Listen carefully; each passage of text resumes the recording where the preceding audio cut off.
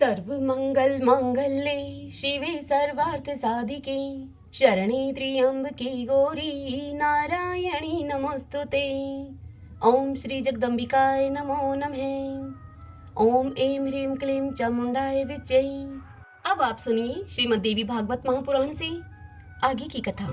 सूत जी मुनियों से बोले, हे मुनिवृंद, उसी दिन तक्षक नाम के नाग नृपश्रेष्ठ परीक्षित को शापित जानकर एक उत्तम मनुष्य का रूप धारण करके अपने घर से शीघ्र ही निकल पड़े।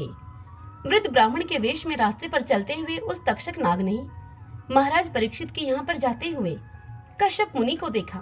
उस तक्षक नाग ने उन मंत्रवेता ब्राह्मण से पूछा कि आप इतनी शीघ्र गति से कहाँ चले जा रहे हैं और कौन सा कार्य करने की आपकी इच्छा है। तब उन कश्यप मुनि ने ब्राह्मण का वेश धारण किए हुए तक्षक नाग से कहा कि महाराज परीक्षित को तक्षक नाग डसने वाला है, अतः मैं उन्हें विष मुक्त करने के लिए शीघ्रता पूर्वक वहीं पर जा रहा हूँ।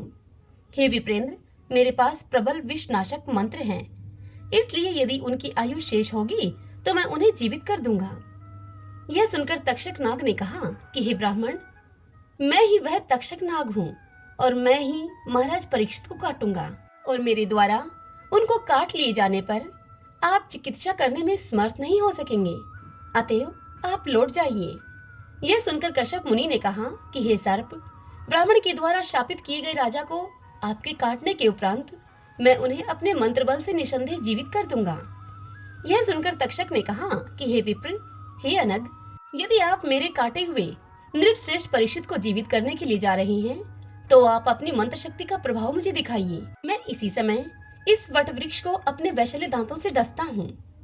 तब कश्यप मुनि ने कहा कि हे सर्पश्रेष्ठ, आप इसे काट लें अथवा इसे जलाकर भस्म कर दें तो भी मैं इसे पुनः जीवित कर दूंगा। सूत जी इस कथा को सुनाते हुए मुनियों से आगे कहते हैं कि नागराज तक्षक ने उस वृक्ष को डस लिया और उसे जलाकर भस्म कर दिया। तब उसने कश्यप मुनि से कहा कि हे द्विजश्रेष्ठ, अब आप इसे पुनः जीवित कीजिए। तक्षक नाग की विषा अग्नि से भस्म हुए वृक्ष के संपूर्ण भस्म को एकत्र करके कश्यप मुनि ने यह बात उनसे कही। कश्यप मुनि ने तक्षक से कहा, हे महाविष्टर नागराज, अब आप मेरे मंत्र का प्रभाव देखिए। आपके देखते ही देखते इस वट वृक्ष को जीवन प्रदान करता हूँ। ऐसा कहकर हाथ में जल लेकर मंत्रविद कश्यप मुनि ने उस जल को अभिमंत्रित किया और फिर उस जल को भस्म राशि पर छिड़क दिया। जल के पड़ते ही वह वट वृक्ष पुनः पहले की भांति सुंदर हो गया। उस वृक्ष को इस प्रकार जीवित देखकर तक्षक को बड़ा आश्चर्य हुआ। उस नागराज ने कश्यप मुनि से कहा कि हे विप्र, आप इतना परिश्रम भला किस लिए करेंगे? आपकी वह कामना मैं ही पूर्ण कर दूंगा। कहिए, आप क्या चाहते हैं? यह सुनकर कश्यप मुनि ने कहा कि हे पनग, मैं धन का अभिलाषी हूँ। नृपश्रेष्ठ परीक्षित को शापित जानकर अपनी मंत्र विद्या से उनका उपकार करने के लिए मैं अपने घर से निकला हुआ हूँ। यह सुनकर तक्षक ने कहा कि हे विप्रवर, राजा से जितना धन आप चाहते हैं उतना धन मुझसे आप अभी ले लें और अपने घर लौट जाएं, जिससे कि मैं अपने कृत्य में सफल हो सकूं। सूत जी इस कथा को सुनाते हुए मुनियों से आगे कहते हैं कि हे विप्रवरों, तक्षक की इस बात को सुनकर परमार्थवेता कश्यप जी मन में बार बार सोचने लगे कि अब मुझे क्या करना चाहिए। यदि मैं धन लेकर अपने घर को जाता हूँ तो धन लोलुप होने के कारण संसार में मेरी कीर्ति नहीं होगी, और यदि राजा जीवित हो जाते हैं तो मेरी अचल कीर्ति होगी और धन प्राप्ति के साथ साथ मुझे पुण्य की प्राप्ति भी होगी। यश ही रक्षणीय है और बिना यश के धन को धिक्कार है, क्योंकि प्राचीन काल में महाराज रघु ने कीर्ति के लिए अपना सब कुछ ब्राह्मण को दे दिया था।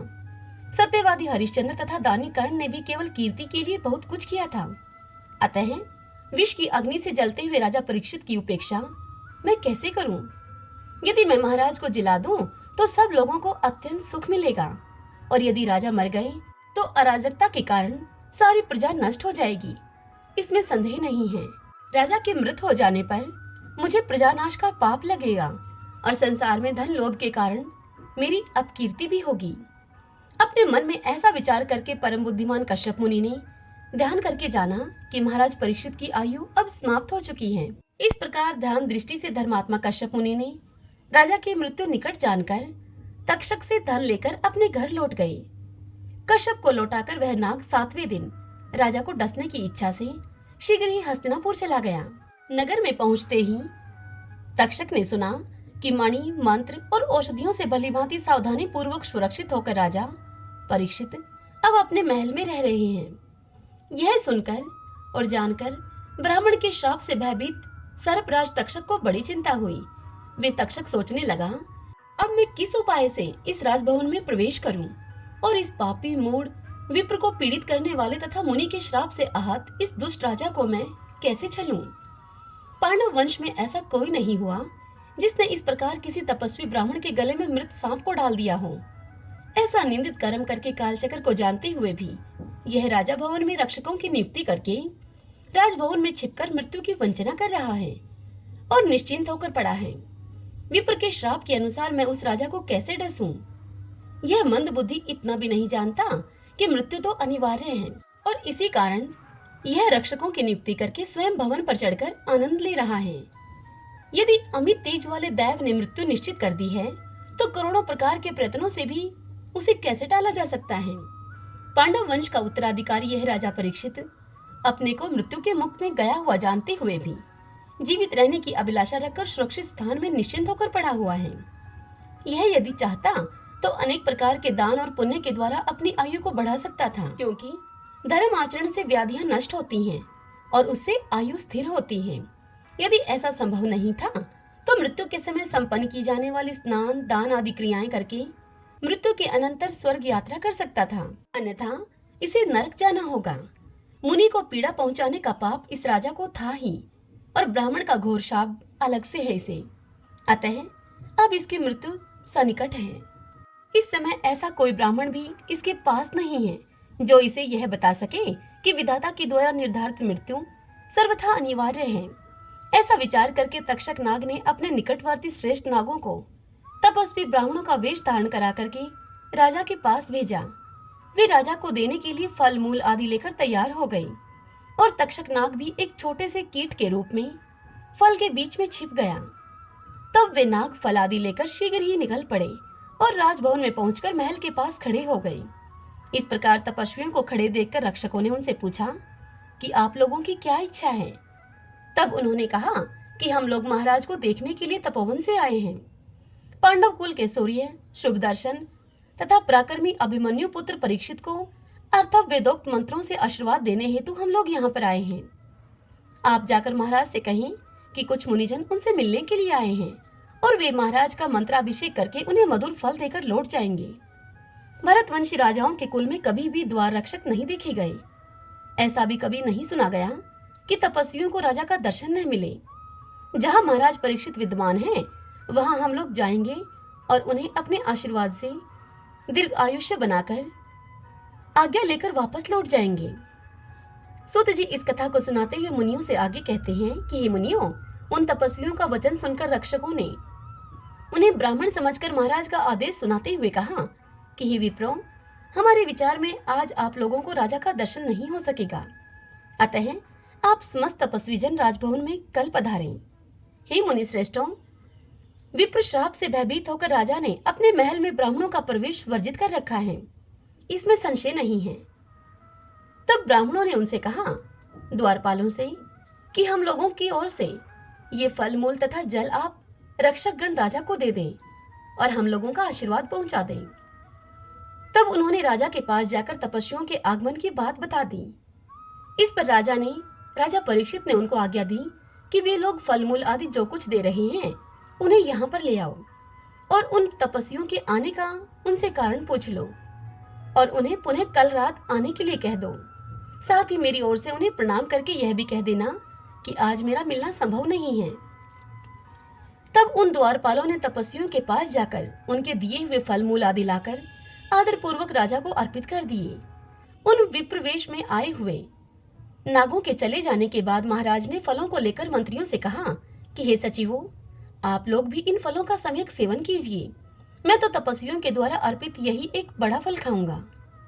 ऐसा कहकर उत्तरासूत राजा परीक्षित ने सब फल अपने सुहृदय सचिवों में बांट दिए और स्वयं एक सुंदर पका हुआ फल हाथ में लेकर उसे विदृढ़ किया। जिस फल को राजा ने चीरा उसमें ताम्र वर्ण वाला तथा काले नेत्र वाला एक छोटा सा कीट राजा को दिखाई दिया। उस कीट को देखकर राजा ने अपने आश्चर्यचकित मंत्रियों से कहा कि सूर्य अस्त हो रहे हैं, अतः अब मुझे विष का भय नहीं है। अब ब्राह्मण के श्राप को अंगीकार करता हूं मैं कि यह कीट मुझे काट ले। ऐसा कहकर महाराज परीक्षित ने उसे अपने गले पर रख लिया। सूर्य के अस्त होते ही गले पर स्थित वह कीट साक्षात काल स्वरूप भयानक तक्षक के रूप में परिणित हो गया। उस नाग ने तत्काल ही राजा को लपेट लिया और उन्हें डस लिया। यह देखकर सभी मंत्री बड़े आश्चर्य में पड़ गए और अत्यधिक दुखित होकर विलाप करने लगे। भयंकर रूप वाले उस सर्प को देखकर सभी सचिवगण भयभीत होकर वहां से भागने लगे और सभी रक्षकगण चिल्लाने लगे। इस प्रकार वहां महान हाहाकार मच गया। उस सर्प के शरीर से बध हो जाने के कारण राजा का महान बल प्रभावहीन हो गया, जिससे कि वे उत्तरापुत्र परीक्षित कुछ भी बोल पाने तथा हिलडुल पाने में असमर्थ हो गए। तक्षक के मुख से विष जनित भयंकर आग की ज्वालाएं उठने लगी। उस भीषण ज्वाला ने क्षण भर में ही राजा को जला दिया और शीघ्र ही उन्हें निष्प्राण कर दिया। इस प्रकार क्षण मात्र में ही राजा का प्राण हरकर वह तक्षक नाग आकाश में चला गया। वहां लोगों ने संसार को भस्मसात कर देने की सामर्थ्य वाले उस तक्षक को देखा। वे राजा परीक्षित प्राणहीन होकर जले हुए वृक्ष की भांति गिर पड़े और राजा को मृत देखकर सभी लोग विलाप करने लगे। सभी मंत्रियों ने राजा परीक्षित को मृतक तथा उनके पुत्र जन्मेजय को अबोध बालक जानकर उनकी परलोक संबंधी क्रियाएं सम्यक प्रकार से संपन्न की। शरीर दग्ध हो जाने से भस्मीभूत हुए राजा को उन मंत्रियों ने गंगा के किनारे अगरू से बनाई गई चिता पर रखा। अकाल मृत्यु को प्राप्त हुए राजा परीक्षित की औधर्व दैहिक क्रिया राजा के पुरोहितों के द्वारा वैदिक मंत्रों के साथ विधिवत संपन्न की गई। मंत्रियों ने ब्राह्मणों को गौएं, स्वर्ण, अनेक प्रकार के अन्न तथा नाना प्रकार के वस्त्र यथोचित रूप से दान में दिए।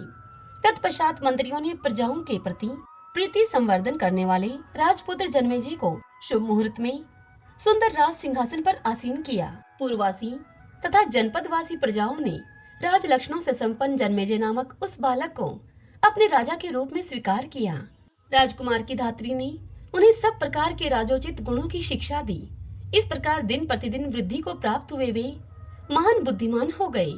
उनकी 11 वर्ष की अवस्था होने पर कुल पुरोहित ने उन्हें यथोचित शिक्षा प्रदान की और उन्होंने उसे सम्यक रूप से ग्रहण किया। जिस प्रकार द्रोणाचार्य ने अर्जुन को तथा भार्गव परशुराम ने कर्ण को धनुर्विद्या में परीक्षित किया, ठीक उसी प्रकार कृपाचार्य ने जन्मेजय को भली भांति परिष्कृत धनुर्विद्या प्रदान की। इस प्रकार संपूर्ण विद्या प्राप्त करके वे जन्मेजय वेद तथा धनुर्वेद में पूर्ण पारंगत, बलशाली, अपराजय तथा परमार्थवेता हो गए।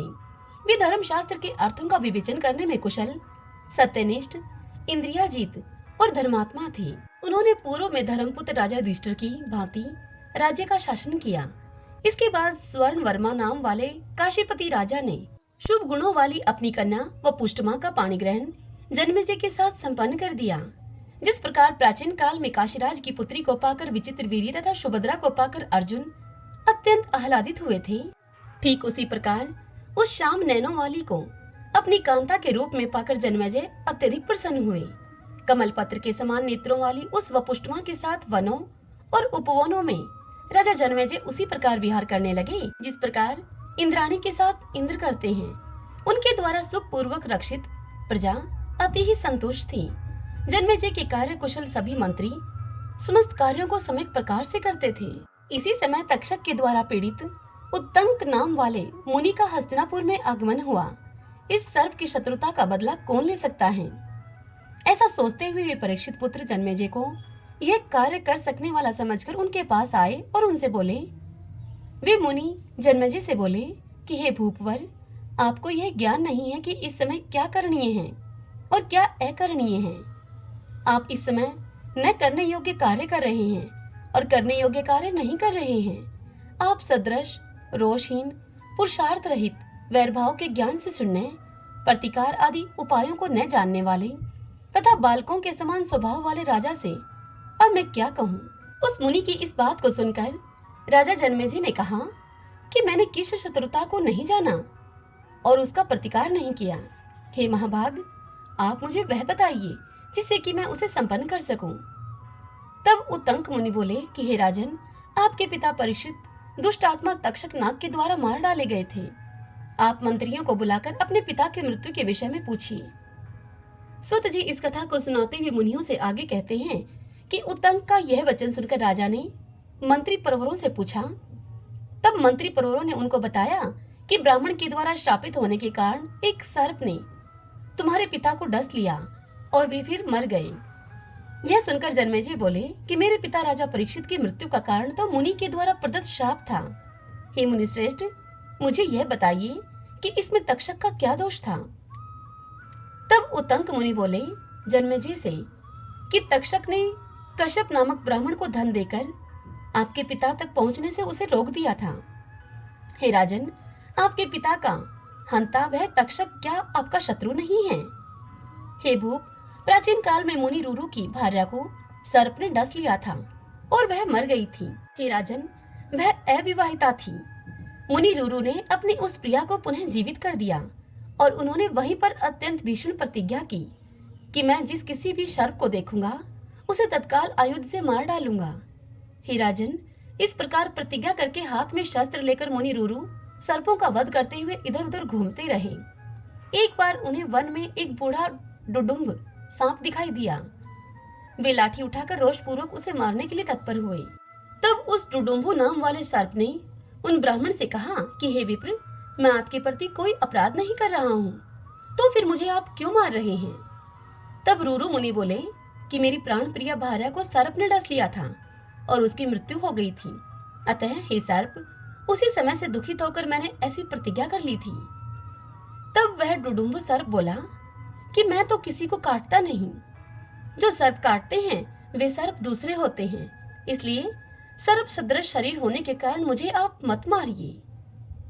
उत्तंक मुनि आगे कहते हैं कि मनुष्य के समान उसकी सुंदर वाणी सुनकर रूरू ने पूछा कि तुम कौन हो और यह डुडुम्बु योनि तुम्हें कैसे प्राप्त हो गई? तब वह सर्प बोला, हे विप्र, पहले मैं ब्राह्मण था और खगम नाम का मेरा एक ब्राह्मण मित्र था। वह धर्मात्माओं में श्रेष्ठ, सत्यवादी और जितेंद्रिय था। एक समय अपनी मूर्खतावश मैंने तृण का श्रप बनाकर उसे धोखे में डाल दिया। उस समय मेरा वह मित्र अग्निहोत्र ग्रह में विद्यमान था। सर्प को देखकर वह अत्यधिक डर गया। वह से थर थर कांपते हुए उस ब्राह्मण ने विवल होकर मुझे श्राप दे दिया कि हे मंदबुद्धि, तुमने सर्प दिखाकर मुझे डराया है, अतः तुम अब सर्प हो जाओ। सर्प रूप से मैंने उस ब्राह्मण की बड़ी प्रार्थना की। तब उस ब्राह्मण ने क्रोध से थोड़ा शांत होने पर मुझसे कहा कि हे सर्प, परमति पुत्र रूरू तुम्हें इस श्राप से मुक्त करेंगे। उन्होंने यह बात स्वयं मुझसे कही थी। मैं वही सर्प हूँ और आप रूरू हैं। आप मेरे वचन को ध्यानपूर्वक सुनिए। ब्राह्मणों के लिए अहिंसा परम धर्म है, इसमें संदेह नहीं। अतः विद्वान ब्राह्मण को चाहिए कि वह सर्वत्र दया करे। हे विप्रवर, यज्ञ के अतिरिक्त कहीं भी की गई हिंसा यज्ञ की हिंसा नहीं कही गई है। तब वह ब्राह्मण सर्प योनि से मुक्त हो गया और इस प्रकार उस ब्राह्मण के श्राप का अंत करके रूरू ने भी हिंसा को छोड़ दिया। उन्होंने मरी हुई उस सुंदरी को पुनः जीवित कर दिया और उसके साथ विवाह कर लिया। हे राजन, उस मुनि ने इस प्रकार शत्रुता का स्मरण करते हुए सभी सर्पों का संहार किया था। परंतु हे भरत श्रेष्ठ, आप तो वैर भूलकर अपने पिता को मारने वाले सर्पों के प्रति क्रोध शून्य बने रहते हैं। आपके पिता स्नान दान किए बिना अंतरिक्ष में ही मर गए। इसलिए हे राजेंद्र, सर्पों का नाश करके आप उनका उद्धार कीजिए। जो पुत्र पिता के शत्रुओं से बदला नहीं लेता वह जीते हुए भी मृतक तुल्य है। हे नरश्रेष्ठ, जब तक आप सर्पों का विनाश नहीं करते तब तक आपके पिता की दुर्गति ही रहेगी। हे महाराज जन्मेजय, आप देवी यज्ञ के व्यास जी से अपने पिता की शत्रुता का स्मरण करते हुए सर्प शत्र नामक यज्ञ कीजिए। उत्तंक मुनि का यह वचन सुनकर राजा जन्मेजय अत्यंत दुखी हुए और उनके नेत्रों से अश्रुपात होने लगा। वे अपने मन में सोचने लगे, जिसके पिता सर्प से दंशित होकर इस प्रकार दुर्गति को प्राप्त हो, उस मुझ जैसे मिथ्या अभिमानी तथा दुर्बुद्धि को धिक्कार है। मैं आज ही यज्ञ आरंभ करके प्रज्वलित अग्नि में सर्पों की आहुति देकर अवश्य ही पिता की मृत्यु का बदला लूंगा। सभी मंत्रियों को बुलाकर राजा जन्मेजय ने यह वचन उनसे कहा। वे मंत्रियों से बोले, हे मंत्री परवरों, गंगा के किनारे श्रेष्ठ ब्राह्मणों से उत्तम भूमि की माप कराकर आप लोग यथोचित यज्ञ सामग्री का प्रबंध करें। हे मेरे बुद्धिमान मंत्रियों, 100 खंभों वाले एक सुरमय मंडप का निर्माण कराकर आप लोग उसमें आज ही यज्ञ के लिए वेदी का भी निर्माण संपन्न करा लें। उस यज्ञ के अंग रूप में विस्तार के सहित सर्प सत्र भी करना है। महामुनि उत्तंक उस यज्ञ के होता होंगे और तक्षक नाग उसमें यज्ञ पशु होगा। आप लोग शीघ्र ही सर्वज्ञाता एवं वेद पारगामी ब्राह्मणों को आमंत्रित करें। सूत जी मुनियों से इस कथा को सुनाते हुए आगे कहते हैं, सूत जी बोले मुनियों से कि बुद्धिमान मंत्रियों ने राजा के कथन के अनुसार यज्ञ संबंधी समस्त सामग्री का प्रबंध कर लिया और विस्तृत यज्ञ वेदी भी निर्मित करा ली।